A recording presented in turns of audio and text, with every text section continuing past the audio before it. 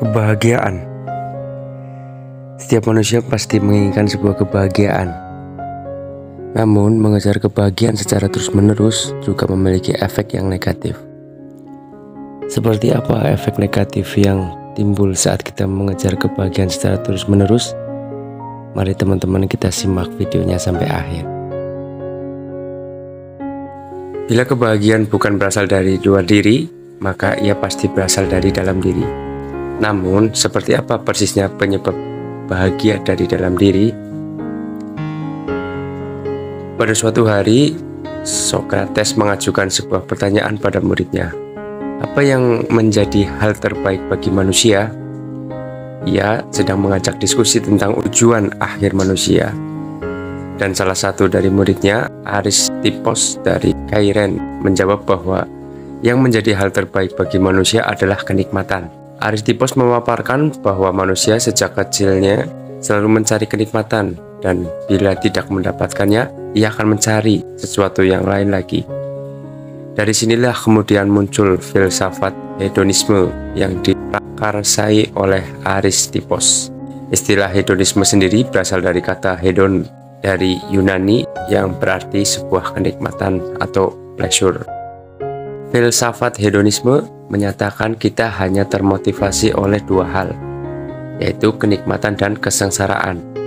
Maka untuk mencapai bahagia, kita perlu mengejar kenikmatan dan menghindari kesengsaraan.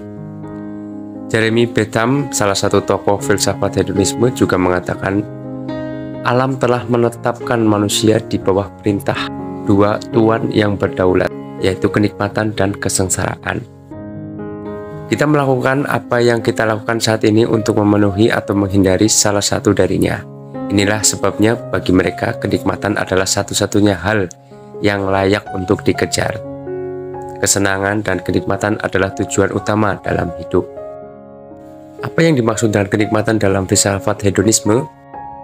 Awal perkembangannya, kenikmatan yang dimaksud adalah kenikmatan materi, badani, dan indrawi, mulai dari makan, minum, dan lain sebagainya. Tidak heran bila kemudian mereka mendewakan kenikmatan semacam ini. Tentu saja pendekatan hedonisme ini disukai oleh manusia secara umum karena filsafat hedonisme ini selaras dengan insting dan nafsu manusia. Mihaly Csikszentmihalyi dalam buku The Flow, Psychology of Optimal Experience berpendapat bahwa kenikmatan atau pleasure itu secara umum bersifat biologis, terkait dengan kebutuhan bertahan hidup dan bermanfaat untuk membalikan keseimbangan fisik seseorang. Makan, tidur, istirahat, dan lain sebagainya mengembalikan kondisi fisik kita pada keseimbangan yang menghasilkan sensasi nikmat. Namun, semua ini tidak membuat kita bertumbuh secara psikologis. Sementara itu, kebahagiaan bersifat psikologis. Ia tidak dapat tercipta hanya dari mengejar kenikmatan. Kebahagiaan ini bisa didapat dari aktivitas yang membuat kita larut dan tertantang. Mihaly mengistilahkannya dengan kegembiraan. Kita bisa mengambil jalan pintas untuk mendapatkan kenikmatan. Belanja, makan es krim, nonton televisi, semua ini contoh jalan pintas untuk mendapatkan kenikmatan. Namun tidak ada jalan pintas untuk mendapatkan kegembiraan. Kita perlu fokus dan mengarahkan kemampuan kita untuk melakukannya. Apapun pilihan Anda, entah itu bermain catur, bermain golf, menguasai gerakan sulit dalam bela diri, berdiskusi tentang topik yang menantang, atau sekedar bercakap dengan kawan lama. Menariknya, berlebihan dalam mengejar kenikmatan memiliki efek yang negatif. Efek negatif yang utama adalah rusaknya keseimbangan. Dalam sebuah riset disebutkan, orang yang melakukan hubungan seksual dalam jumlah yang moderat justru lebih bahagia dibandingkan dengan mereka yang melakukan hubungan seksual dengan jumlah yang berlebih. Demikian pula terkait kesehatan. Kenikmatan seperti merokok, minum alkohol, dan konsumsi gula berlebih akan merusak kesehatan secara umum. Efek negatif berikutnya adalah hedonic treadmill. Mereka yang mendewakan kenikmatan hanya akan merasakan kebahagiaan dalam jangka pendek. Dalam jangka panjang, justru kebahagiaan yang kita rasakan akan memudar.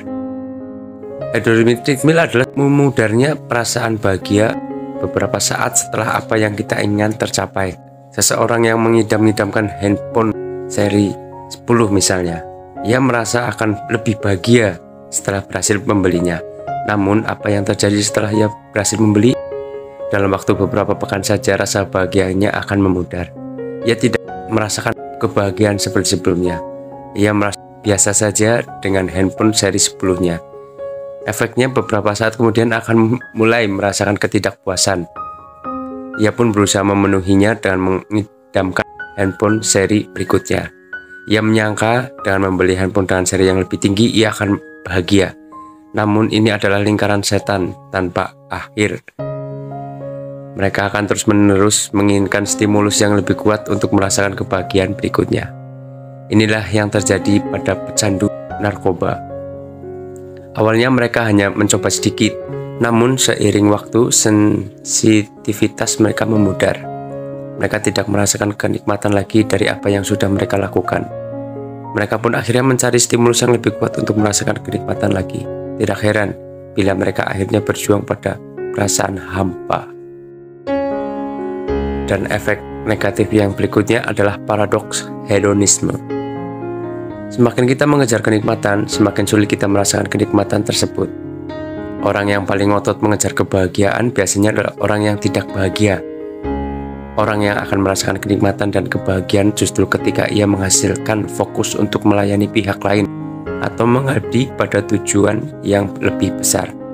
Seperti kata Viktor Frankl dalam buku Man's Search for Meaning, kebahagiaan adalah hasil sampingan yang tidak disengaja saat kita mengabdikan diri untuk tujuan lain yang lebih besar atau saat kita menyerahkan diri pada orang lain. Kebahagiaan tidak bisa dikejar karena ia bukan hasil akhir, ia adalah efek samping. Dari paparan ini tidak berarti kenikmatan itu buruk. Kenikmatan dapat berkontribusi pada kebahagiaan pada level tertentu. Namun, jangan jadikan kenikmatan sebagai tujuan utama. Jadikan ia sebagai efek samping dari apa yang kita lakukan. Sekian untuk video kali ini. Semoga bermanfaat dan semoga kita selalu dalam kebahagiaan. Terima kasih. Wassalamualaikum warahmatullahi wabarakatuh.